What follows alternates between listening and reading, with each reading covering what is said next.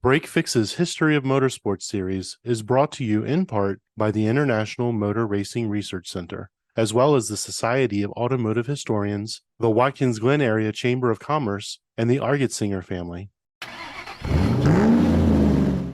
West Virginia Motorsports History by Tom Adamich.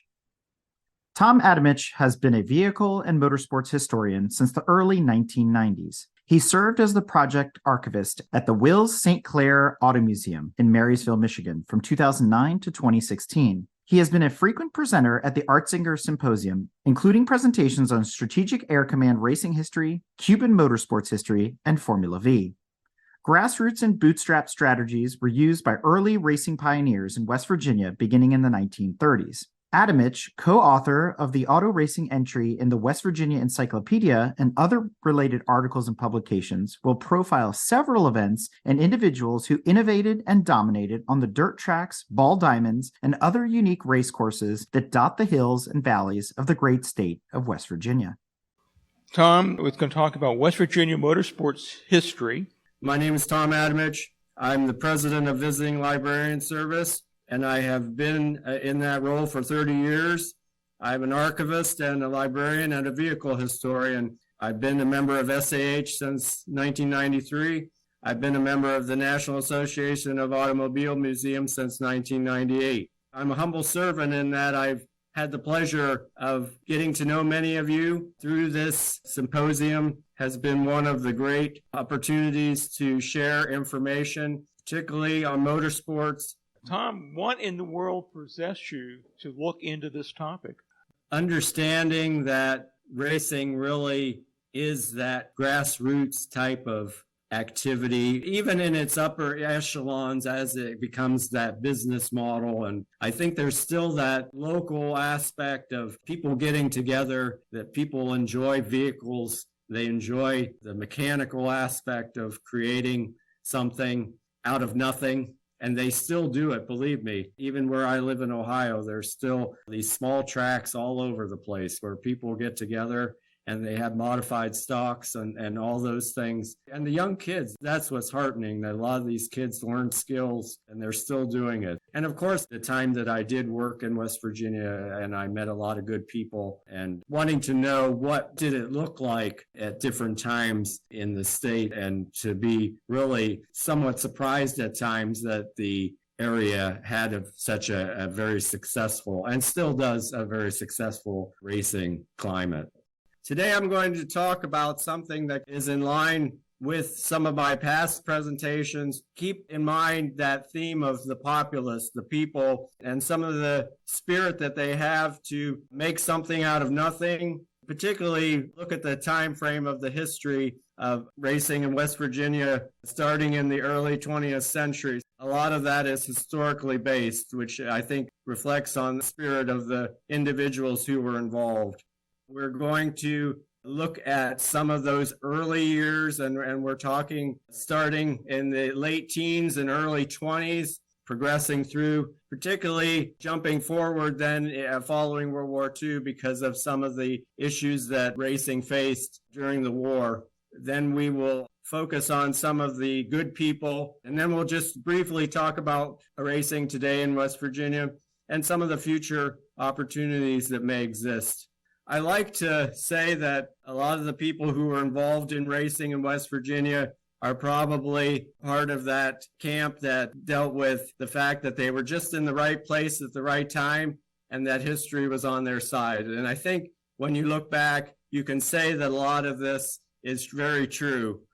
One of the most interesting parts of early racing was the fact that it took place in small venues that would not have been thought of as being appropriate. Some early racing took place on ball fields and some very grassy areas that were available. And of course, venues that were part of county fairs, and those activities were very popular early on. The idea of racing on a harness racing track was very appealing, and it helped to really start the development of racetracks throughout West Virginia. Various regions of the state progressed at different times. The northern part of West Virginia somewhat close to the Ohio border, really was one of the first areas that developed, probably because of that influence of Ohio and Pennsylvania. The population center, for those of you who know West Virginia, still is based in Charleston, in the capital. It was a logical choice for development, and Dunbar, which is in that South Metro Charleston area, was one of the biggest early tracks. They started in the mid-teens to have auto racing and motorcycles. And I include that because, again, our motorsports focus, we think of cars, but we want to always be cognizant of some of the other vehicle types that did evolve during that time and the opportunities for racing and competition.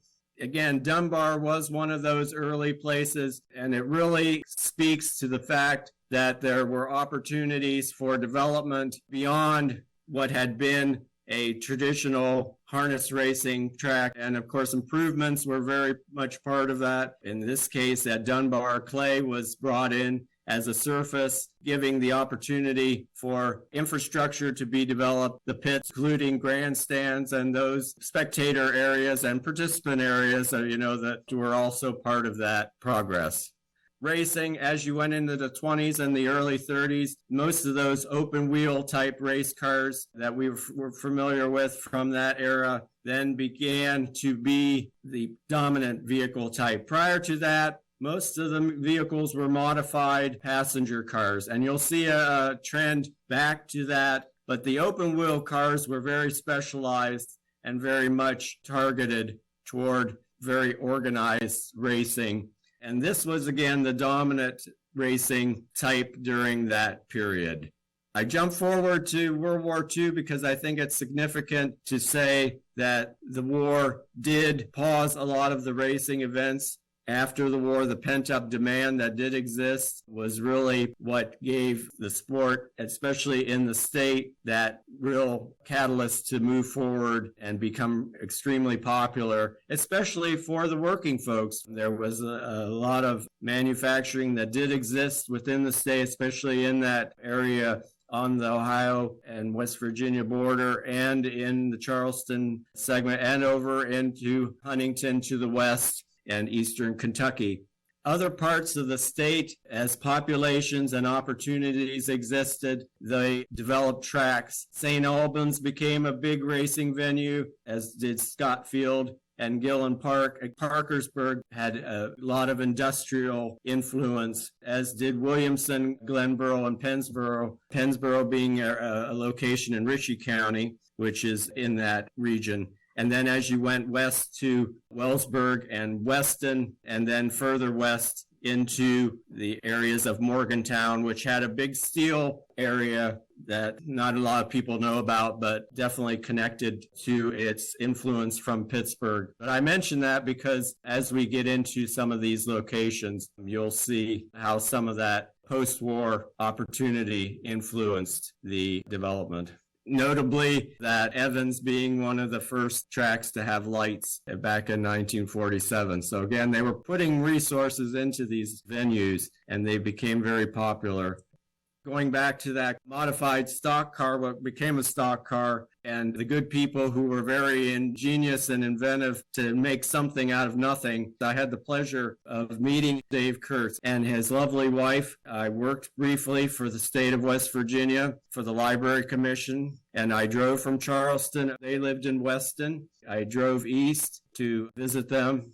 He started racing at age 17. He actually had to get a note from his mother because he was underage. And so you can think back and look at some of the things today, and that's kind of an interesting juxtaposition that somebody had to go through that. But there again, people were very industrious and inventive, as they are today. Young people find a way, and he did. He enjoyed racing at Norwood Park, which was in Clarksburg, and then at the Pennsboro Rice Speedway, which is in Shinston, and some of the areas in that region, including Eldora Raceway in Fairmont. He was part of that Central West Virginia Racing Association organization that developed. And there were several of those throughout the state that were the oversight bodies for the sport. This is the part I always enjoy. He was able to take a football helmet and some pipe and bale wire that he had around to make that roll cage that he used, and used the Army pistol belt that a family member was in the war, had worn when he was in the war. Thank goodness he had that roll cage, because he was not immune to having rollovers and things happen to him. No injuries, but as you can see, to the right, he's already up and about. Dave was a resourceful gentleman. So one story, they bought a car from an old lady. They found this car, and the lady said, "Here it is. I don't have a title on it. I'll sell it to you." Of course, it was one that had been sitting outside, and the bees got into it. And his friend that he went with was in that position of dealing with it. But there again, Mr. Kurtz really represents that person who could, again, make something out of nothing. Some of the things that he did were just very inventive, and I think represented the common people and what they were trying to do and accomplish in the sport.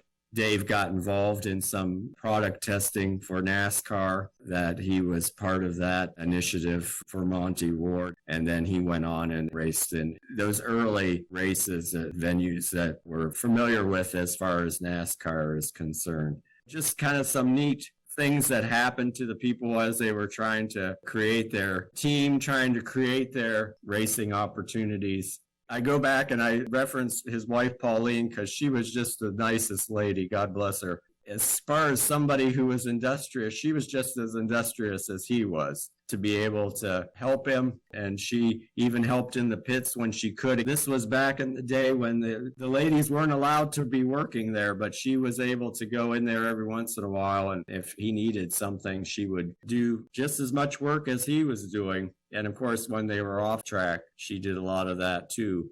They decided when he was going to retire when she had her first babies. She was pregnant, so he was honored his word, but by golly, he got drawn into a race and won the money. Then they were able to use that money for the birth of their first daughter. She passed away a few years after I talked with them, and then Dave passed away in 2019, so it's kind of a trip down memory lane for me, that it was such a nice trip out to talk with them. Just one of those things that is in the right place at the right time, I think, and represents that spirit of the sport and why racing is still popular with people, because I think it does represent that common interest and so on. And again, here's some friends of his that were part of that early racing. Monty Ward in particular was a very successful racer during that time. And these people throughout the state of West Virginia represented the different regions of the state. I wrote an article that appeared in the state magazine Golden Seal as a result of that. As I mentioned earlier, parts of the state developed at different times, but even around Morgantown, that became a very popular venue for racing.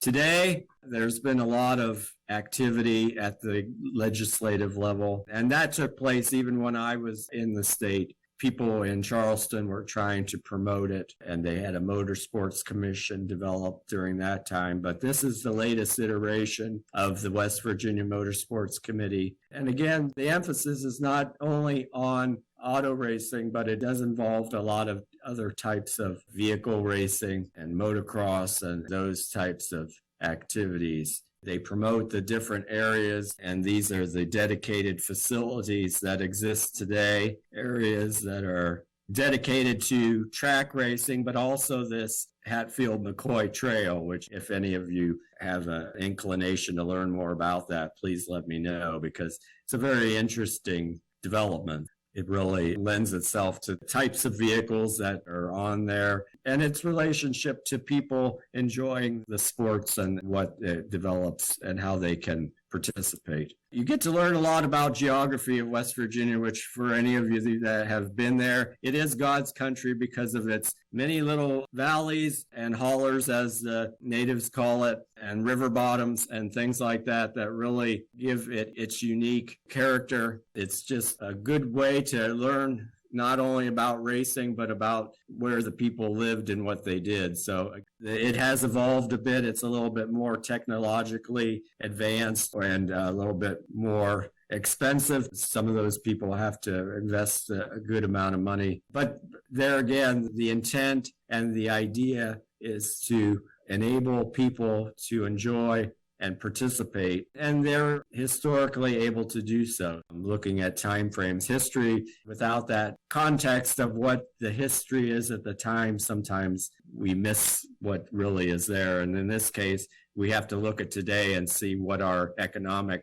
conditions are and some of that to really get a sense of today's activities. It continues to be a story that evolves and one that will continue to require making improvements and things that will be part of that. As the industry continues to develop, particularly in the early 2000s, there was that big move to try to have a NASCAR venue set up in the state. And I think there's still some movement there, not as much as it was, but there's always that interest in having some type of influence NASCAR-wise in the state. We'll see where that comes. And again, just a lot of good people that live there. They're just friendly folks. You all come, they're very welcoming in that sense. They do represent motorsports very well in that regard. And I encourage you to look at the West Virginia Encyclopedia if you'd like to go online. I'm happy to provide this deck for you if you're interested and to answer any questions. And I had a lot of good help from people, folks from the West Virginia Encyclopedia and from Golden Seal, who are very much part of that Humanities Council in West Virginia and very eager to share information and promote the good things that West Virginia has to offer. And again, I'm happy to talk with any of you, and hopefully, God willing, that we can meet again in the future. Thank you, Tom, once again. West Virginia has a very interesting racing history, and I think Tom covered a lot of that. Hint, hint, hint to some of you. There's a lot to be covered by racing historians about West Virginia. And Tom, I think you've provided a nice framework for looking into it, because I think it's one of those types of situations where it kind of gets overlooked. A lot of connection. Thank you, Tom, for the presentation, and we're looking forward to having you come back in the future. This episode is brought to you in part by the International Motor Racing Research Center. Its charter is to collect, share, and preserve the history of motorsports, spanning continents, eras, and race series. The center's collection embodies the speed, drama, and camaraderie of amateur and professional motor racing throughout the world. The center welcomes serious researchers and casual fans alike to share stories of race drivers, race series, and race cars captured on their shelves and walls and brought to life through a regular calendar of public lectures and special events. To learn more about the center, visit www.racingarchives.org. This episode is also brought to you by the Society of Automotive Historians. They encourage research into any aspect of automotive history. The SAH actively supports the compilation and preservation of papers, organizational records, print ephemera, and images to safeguard, as well as to broaden and deepen the understanding of motorized, wheeled land transportation through the modern age and into the future. For more information about the SAH, visit www.autohistory.org. We hope you enjoyed another awesome episode of Break Fix Podcast, brought to you by Grand Touring Motorsports. If you'd like to be a guest on the show or get involved, be sure to follow us on all social media platforms at Grand Touring Motorsports. And if you'd like to learn more about the content of this episode, be sure to check out the follow-on article at gtmotorsports.org. We remain a commercial-free and no annual fees organization through our sponsors, but also through the generous support of our fans, families, and friends through Patreon.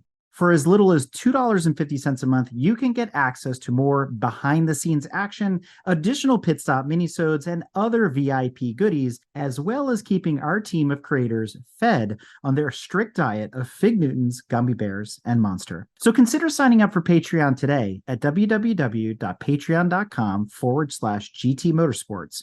And remember, without you, none of this would be possible.